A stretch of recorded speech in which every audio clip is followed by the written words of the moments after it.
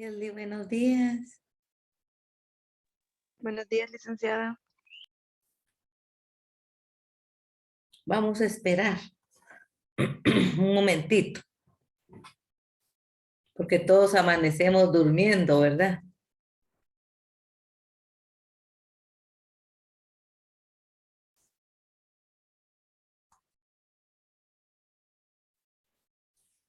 Bueno, como no somos muchos y no sé, el tiempo se nos pasa volando.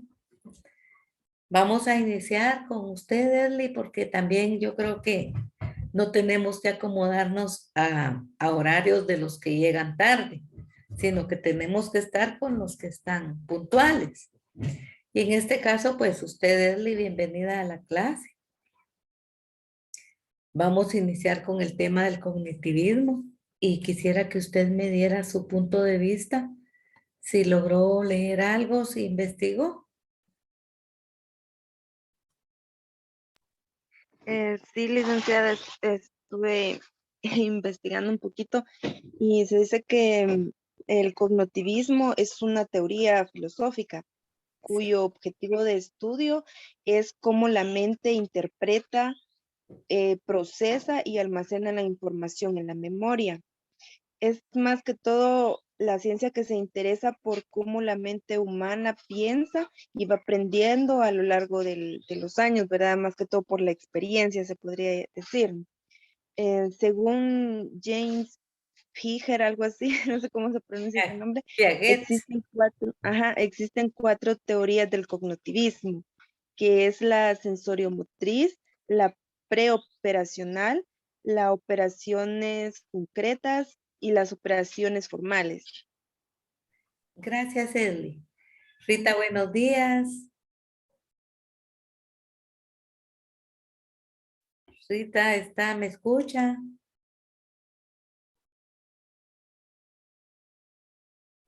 Rita, ¿me escucha?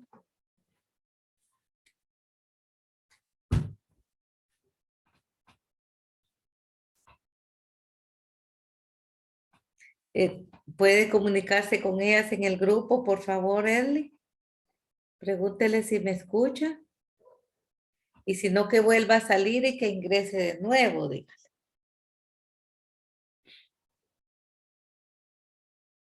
Está bien, Lick. Gracias. Yo creo que salió.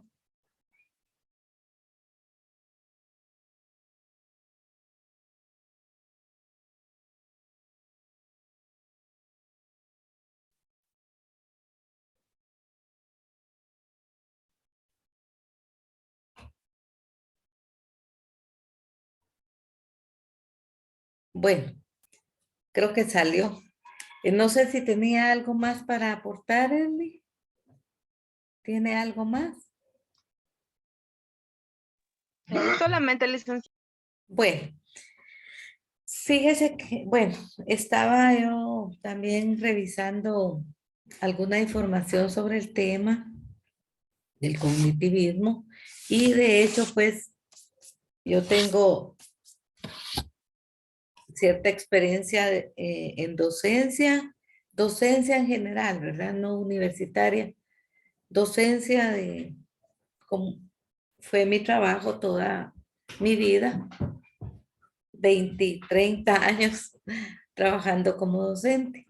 Y muchas veces nosotros buscamos los caminos para llegar a los estudiantes, porque el aprendizaje cognitivo dependerá tanto del estudiante como de la capacidad que tiene el docente para poder transmitir el conocimiento.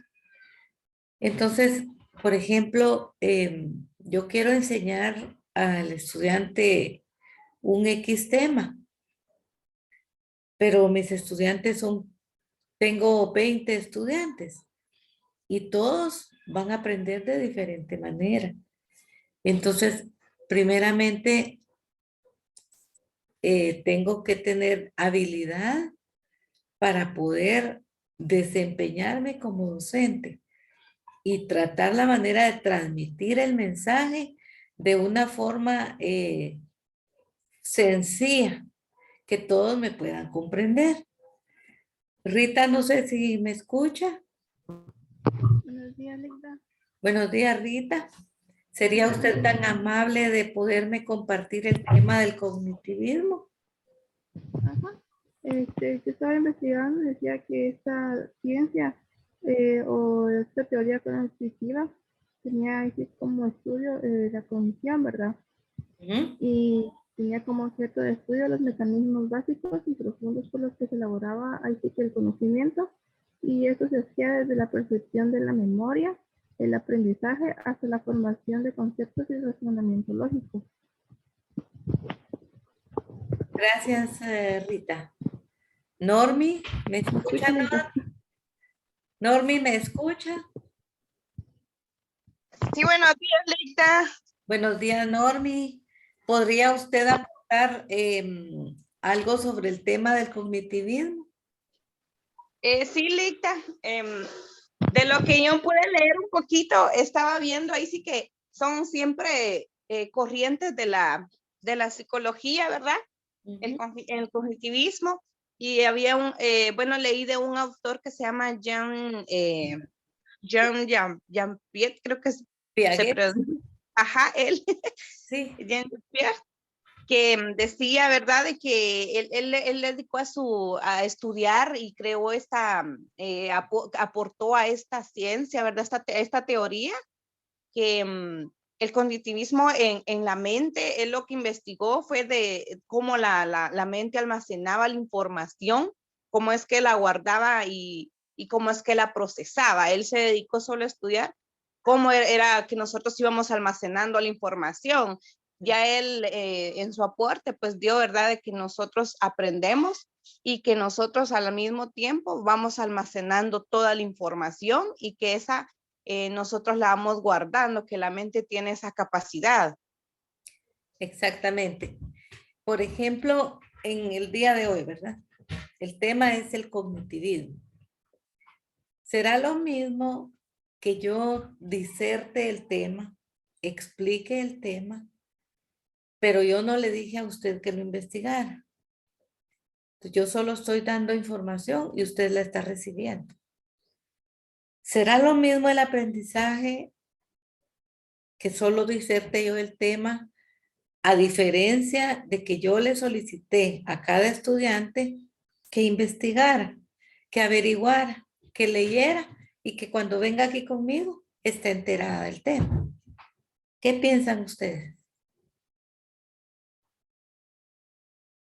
Ajá, Lita, yo pienso que sí es diferente el aprendizaje porque usted lo puede explicar y yo lo voy a comprender y mis compañeros de otra manera, porque como cada quien organiza sus ideas de otra forma, ¿verdad? Para Sí, aprender, no aprendemos todos de la misma manera. es- Pero si nosotros investigamos un poco antes, ya voy a tener una idea de qué trata el tema, ¿verdad? Y sí que ya usted solo nos va a alimentar más el conocimiento, se podría decir. sí, entonces esto quiere decir que la forma de cómo nosotros lleguemos a los estudiantes tiene que ver para que él aprenda, porque tenemos que buscar estrategias, buscar bailar si es posible, cantar, hacer actividades que le llamen la atención al estudiante y que por medio de esas actividades se les quede el conocimiento, porque lo importante es que se les quede, pero que en realidad lo que les quedó sea significativo, o sea, que no solo de una memoria, sino que en realidad el estudiante, niño, adulto, como sea, comprenda lo que llegó a su mente. Porque no es lo mismo decir la pera es una fruta que comestible y todo, a que comprenda el niño que la pera se come y que es un alimento que me va a servir para nutrirme. O sea, eso es lo significativo del significado de la pera. Y lo que ha sucedido es que le hemos dado al estudiante para que memorice, no para que comprenda.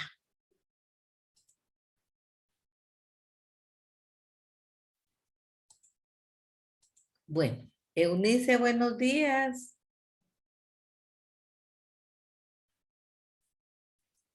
Buenos días a las dos. Si no pueden, el micrófono no les funciona, salgan y vuelven a ingresar porque puede ser que así es, como que así se está dando. Me imagino que puede ser que sean las plataformas. No sé si me escucha Eunice, Ileana o Laura. Sí, Lick, buenos días. Es que hay hay mucho aire ahorita, tal vez por eso está fallando un poco la señal. Bueno, buenos días a todas, ¿verdad? Eh, Estábamos hablando del tema del cognitivismo. Ileana, ¿qué podría usted aportar en relación al tema? Lick, buenos días. Buenos días. Pues del cognitivismo hay varias teorías, ¿verdad? Teoría de la motivación y de la emoción. Dice que la teoría cognitivista, por dar un ejemplo, los individuos tienen admiración o emoción hacia otra persona, puede comenzar a crear pensamientos que posee la otra persona y poseer numerosas virtudes. Y también, por el contrario, podemos experimentar envidia, emoción desagradable hacia otra persona y en varias características negativas.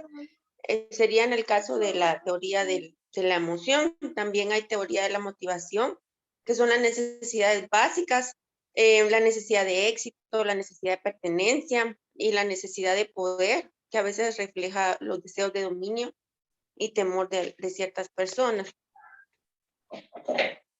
Gracias, Ileana. Laura, no sé si me escucha.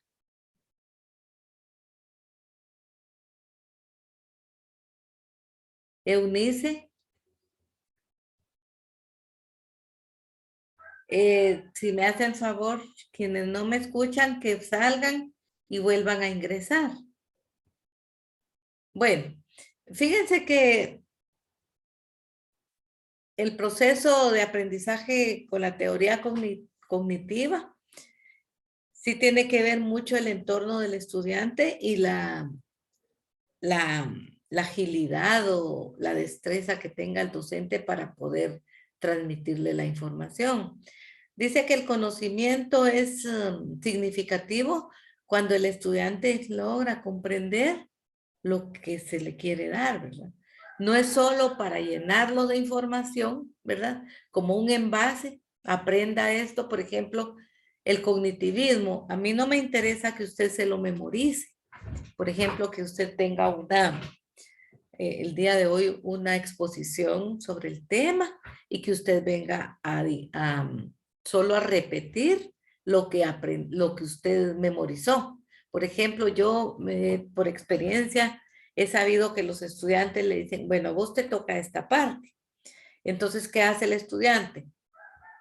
Memoriza esa parte, pero la entendió. Ahí está el punto. Por ejemplo, una reina de belleza. A mí nunca me ha gustado que han llegado varias señoritas en el transcurso de cuando yo he sido maestra y me dicen, mire, Miss, fíjese que yo soy candidata. Usted no me puede hacer un papel. ¿Qué quiere decir eso? Que yo voy a hacer la que pienso, se lo voy a dar a ella y ella lo va a repetir. ¿Creen ustedes que ahí hubo aprendizaje?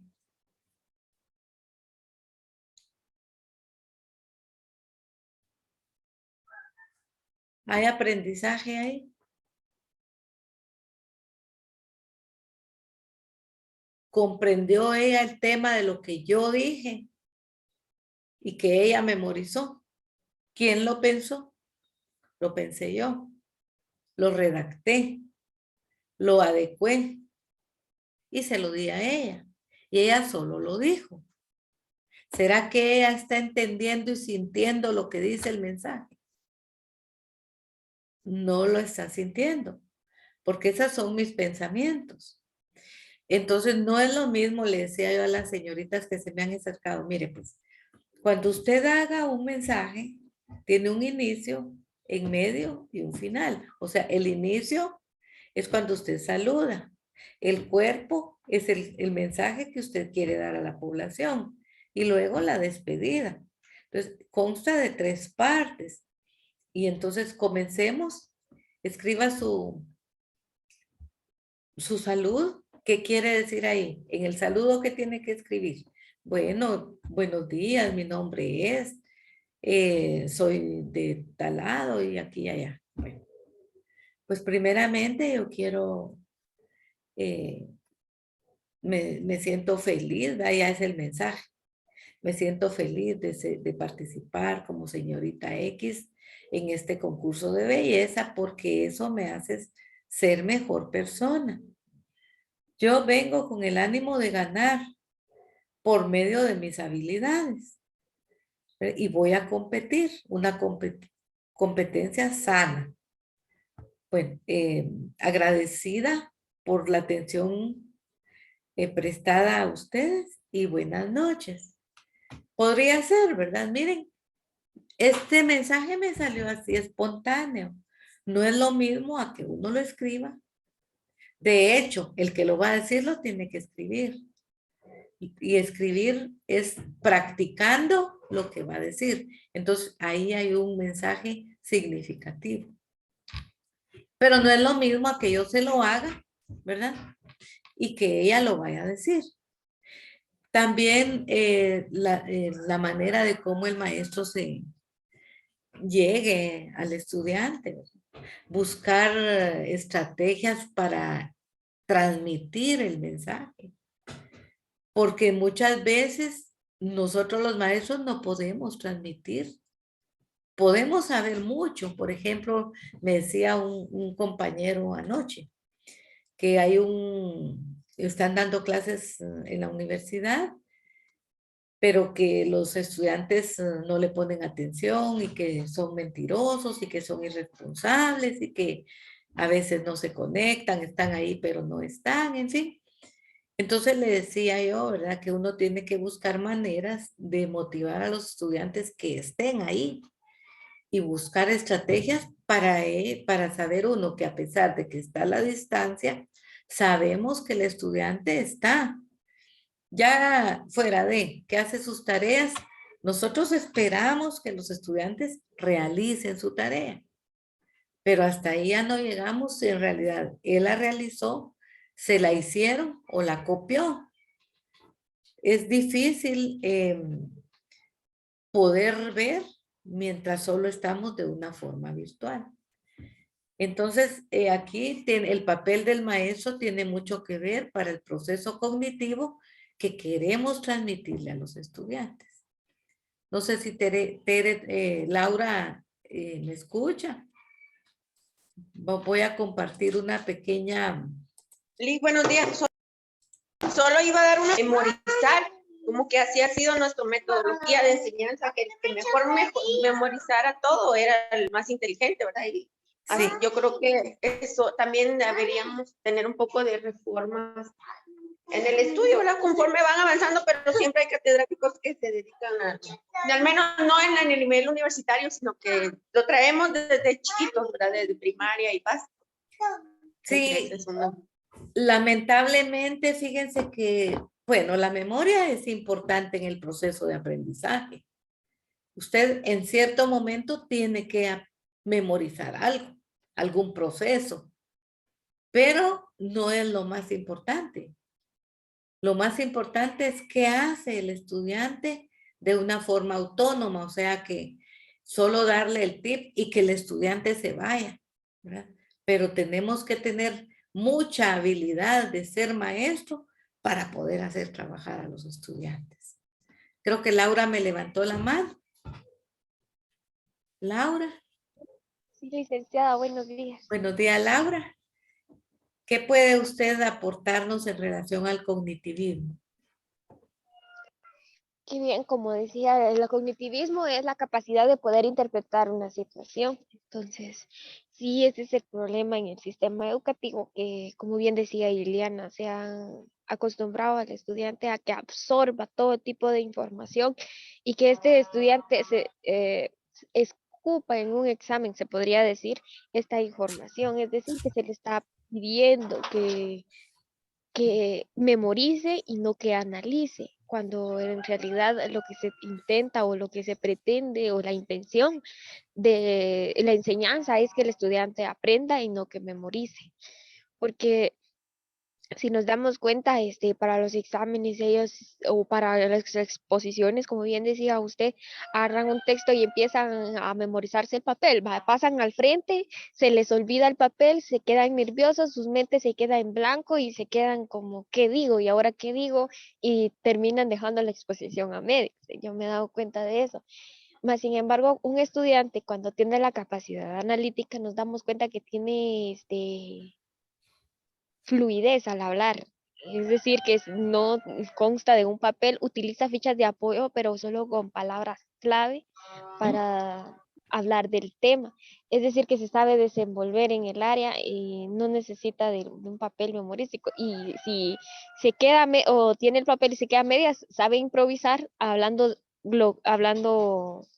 siguiendo una línea coherente de lo que seguía del tema porque ha leído y ha analizado lo que se trata.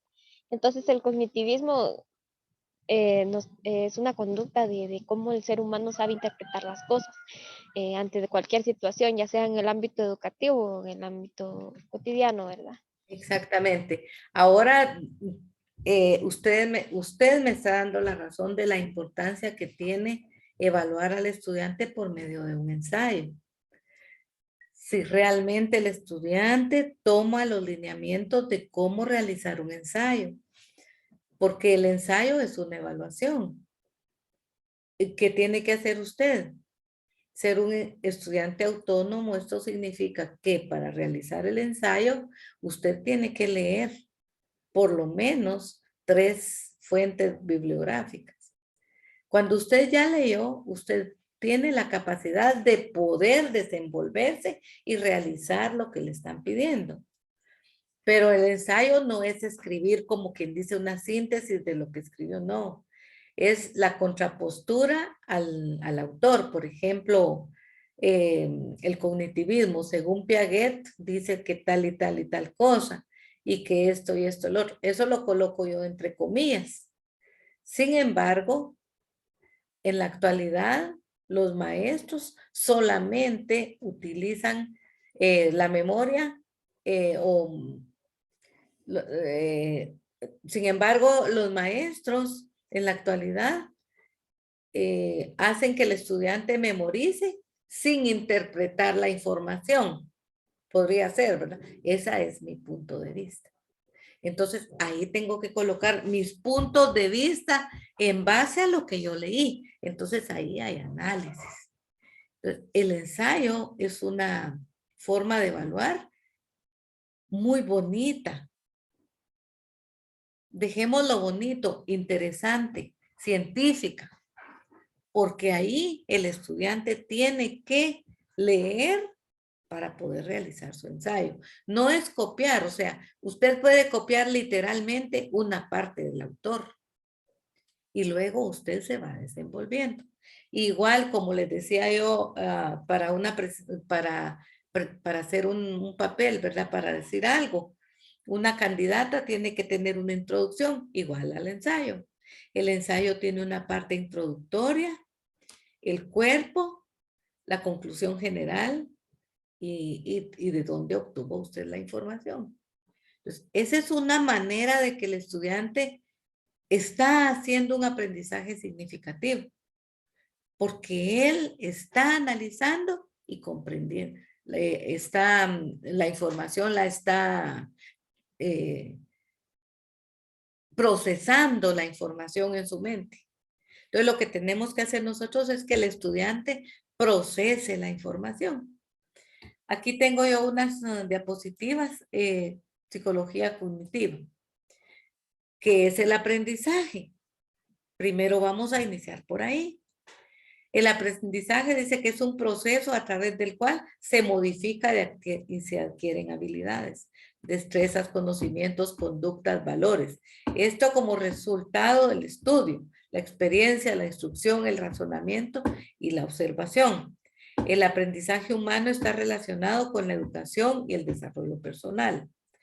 Dice que es la adquisición de los conocimientos. otros autores piensan que el conocimiento solo se aprende cuando el conocimiento se construye.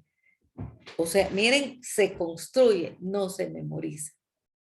Mientras un maestro le dé a usted para que usted memorice, no está construyendo usted su propia información. Por ejemplo, en matemática y la presión de los padres de familia cuando el niño inicia la escuela. La etapa preescolar, yo he comprendido que es para que el niño sociabilice. Aprendizaje, las maestras de párvulos pues sabrán que no es para que el niño aprenda a leer ni a escribir, mucho menos sepa sumar y restar. Pero ¿qué pasa en la actualidad? Los padres de familia, como no saben el proceso de aprendizaje, como no saben las teorías X, teorías Y, porque no estudiaron para eso, lo que quieren es que el niño sepa leer y aprender, leer, escribir y sumar y restar en la etapa preescolar. Entonces, cuando el niño sabe leer rápido ahí, de hecho, hay niños que sí lo van a hacer, porque ya lo traen y no todos somos iguales, pero hay niños que no. Entonces, la etapa preescolar se ha confundido en la sociedad, porque el niño que no sabe los números, que no sabe leer, a la edad de preescolar, el maestro no sirve, sin darse cuenta que no es esa la función de esa etapa. Entonces, por ejemplo, el número. El niño cuenta de 1 a 100, pero el niño no sabe qué es 1, 2, 3. Entonces, ¿qué tenemos que hacer nosotros como maestros de preescolar? Darle a conocer el número al niño, pero no en figura, sino en comprensión. Por ejemplo, el 2 al niño se lo tiene que enseñar usted, no en número, sino que en cosas. ¿Qué ves aquí? Un marcador. Y aquí vamos a hacer lapiceros. ¿Qué ves aquí? Un lapicero, le va a decir el niño. Y aquí, 2 lapiceros. Entonces, el niño está comprendiendo que es un 2. Pero si yo le coloco este número así, el 2, por ejemplo, ¿qué ves ahí? Ahí no se ve. Pero yo coloqué un número aquí en el papel. Que el 2, pero el 2 lo está viendo en imagen, pero no en comprensión. Entonces, el error es que queremos que el niño sepa leer, sepa escribir. El niño es un genio, porque el niño de 5 años, de 6, ya sabe los números del 1 al 100. Ya sabe leer y escribir. No, estamos equivocados todos posiblemente en el proceso de aprendizaje. Entonces,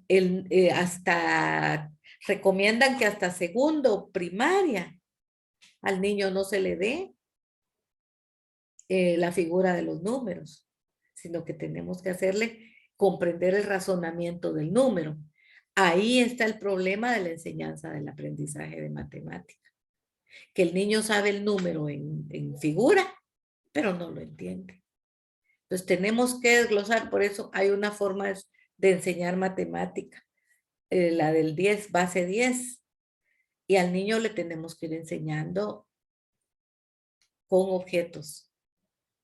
Por ejemplo, 2, yo le tengo 2 lapiceros y me regalaron uno. ¿Cuántos tengo? 3, pero con cositas.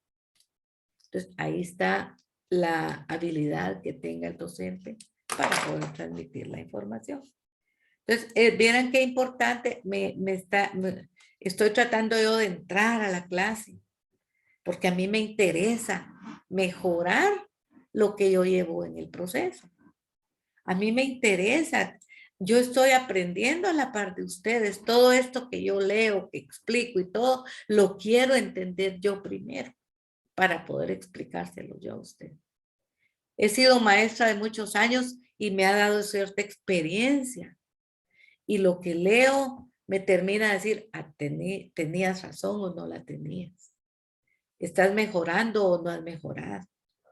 ¿Vas por un buen camino o tenés que cambiar tu manera de trabajo? Entonces, es decir, que un emisor y un receptor, pero antes tenemos que investigar cuánto tiene el estudiante, es decir, la lluvia de ideas que podamos descubrir en los estudiantes. O sea que yo puedo venir a hablarle de la teoría cognitiva y usted no lo sabe, pero aquí usted ya investigó y usted me está dando la lluvia de ideas. Entonces, entre todos vamos a formar nuestro concepto aquí y ya lo vamos a llevar. Sabemos que estas teorías las tenemos que saber porque entonces en el momento de ser maestros sabemos que tenemos de alguna manera que aplicar, ¿verdad?, los conocimientos. Recordemos que no todos traemos la capacidad y la habilidad para ser maestros. Algunos de nosotros seremos natos, otros aprendidos. Y además, la capacidad que tengamos nosotros de poder transmitir la información. Tiene mucho que ver para que el estudiante logre. O sea que muchas veces decimos que el alumno no entiende, no sabe, no. Explico y todo, pero tenemos que saber si es el alumno, es el maestro o somos los dos, los que no hemos funcionado uno al otro. ¿Qué factores intervienen en el proceso de enseñanza-aprendizaje? Bueno, todos sabemos, esto es de libros, pero todos sabemos que hay factores que le sirven al estudiante para aprender. Primeramente, no es regla, porque dentro de la regla, algunas excepciones. Por ejemplo, el caso de un estudiante que no tuvo padres y que el estudiante es una eminencia. Se da. Pero normalmente, para que el estudiante logre, primeramente tiene que tener un núcleo familiar, estabilidad, ¿verdad? O sea, esos son los factores que le van a ayudar al niño o al estudiante, ¿verdad?, a lograr tener un lugar de paz, de calma. Caso contrario de los niños que no tienen un núcleo. Actualmente se están dando los niños que se van a las maras y todo eso. No les interesa la escuela. Pero un niño que está dentro de un núcleo familiar va a tener más oportunidad de poder aprender. Porque está la base, que son papá y mamá, y que de alguna manera ellos le están apoyando para que el niño logre. Entonces dice, ¿qué factores intervienen? Primero dice los biológicos. Son condiciones innatas del niño que determinan ciertas posibilidades de aprendizaje. El desarrollo físico directamente relacionado con su etnia, cuidados recibidos, condiciones físicas y climáticas. Por ejemplo, donde dice innatas, o sea que ya lo traemos, ¿verdad? Ya traemos cómo vamos a hacer. En el camino, pues nos vamos puliendo. Pero yo, pues que he sido maestra, cuando llegaban en enero, llegan los estudiantes desde el primer día de clase, tal vez no el primero, la primera semana, uno se da cuenta el alumno que molesta, el alumno que es callado, el alumno que es colaborativo, aprende uno a conocerlos, pero yo no puedo decir que todos tienen que ser colaborativos. Yo no puedo decir que todos van a aprender al igual. Si uno de los alumnos solo con la explicación logró entender y me obtiene un 10 cuando yo le hago una evaluación. Entonces, el otro que no me obtiene un 10 tiene cierta limitación que no, si fuéramos psicólogos, sabríamos cuál es la limitación del estudiante. Pero hasta cierto punto nos convertimos en psicólogos y por eso la importancia de saber todo esto que estamos aprendiendo en este momento. toda esta información. Los psicológicos, dice. El niño pasa por sucesivas etapas, de modo sus intereses y capacidades van cambiando en cada una de ellas. Y además, en la misma etapa de desarrollo, cada individuo tiene características particulares que la diferencia de los demás. Bueno, aquí fíjense que va a haber un niño que aprende más rápido. Va a haber un niño que es más maduro que el otro. Fíjense que yo tenía el problema con mi hijo que no, muy inteligente, y me decía la maestra desde la etapa preescolar, me dijo, no se me olvida, me dijo, ella tenía especialidad en niños, no sé cómo se llamaba la especialidad que tenía ella, pero era bien preparada, y entonces yo pedí que a mi hijo lo pasaran con ella, porque yo sabía la calidad que tenía ella para dar. Entonces, la gente no quería que se fueran con ella, porque decían que eran los niños con problema. Y yo sí quería que mi hijo estuviera ahí, porque yo sabía que eso le iba a ayudar a mi hijo. Entonces, la gente no entiende que ese era un recurso que era de bien para los niños. Entonces yo lo pasé para allá. Y tenía comunicación con ella y le decía, mire cómo va mi hijo, mire, y aquí siempre platicaba y me decía, fíjese que Víctor se llama mi hijo. Víctor es bien inteligente, él no tiene problema de aprendizaje. Lo que tiene Víctor es que él juega demasiado y está viviendo su mundo como un niño. Él es bien listo. Entonces, el interés de mi hijo era jugar. No era, esa era otra cosa, era jugar. Y de hecho, cuando yo vi que él se iba desenvolviendo, él jugaba, él vivió bien su etapa. Y siempre estuve yo al pendiente de él porque yo veía que él no maduraba. Y llegó un tiempo todavía, él ya grande, yo hablaba con una psicóloga y me decía, mire, su hijo no ha madurado. Va a salir de eso. ¿Cuánto tiempo? No le digo. Le va a costar para lograr él llegar a la madurez que se requiere. Entonces, imagínense, tal vez porque yo estoy en educación, yo siempre estuve al tanto de él y me preocupaba, a mí me preocupaba porque yo veía que en las escuelas, a él no le interesaban los libros. Él en los cuadernos nunca tenía nada. Yo quería que él se ordenara en los cuadernos y yo no lograba. Y me preocupaba tanto. Y me preocupaba y me preocupaba.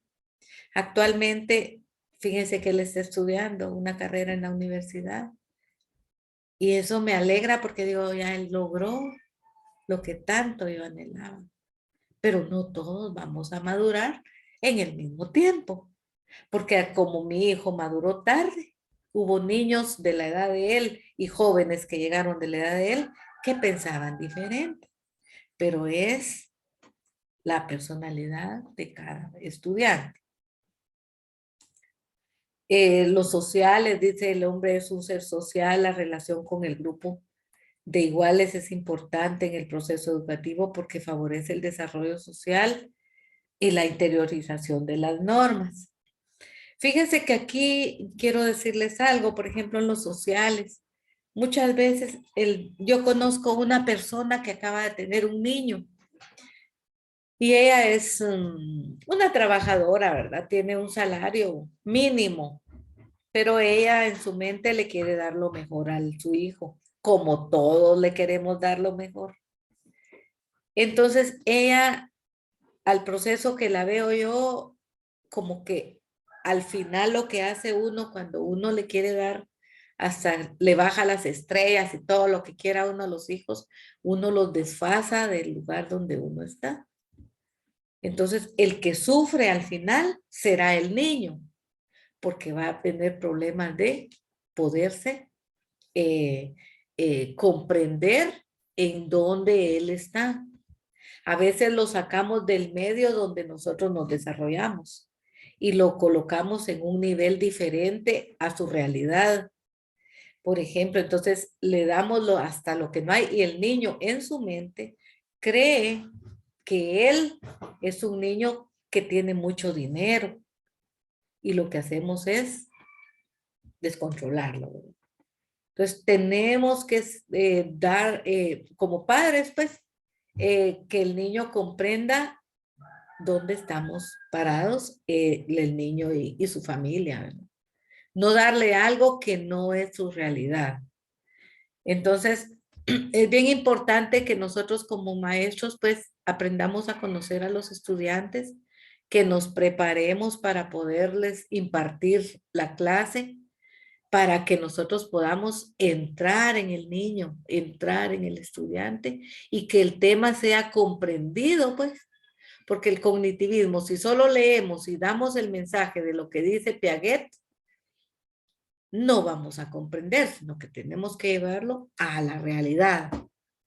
Cómo nosotros tenemos que desenvolvernos en el aula para que este joven logre aprender. Entonces, la habilidad, los instrumentos, toda la didáctica, la pedagogía que utilicemos nosotros será de bien para el niño. Cada uno tiene una personalidad distinta y no podemos ser igual en el aula con todos. Entonces, no sé si alguien quisiera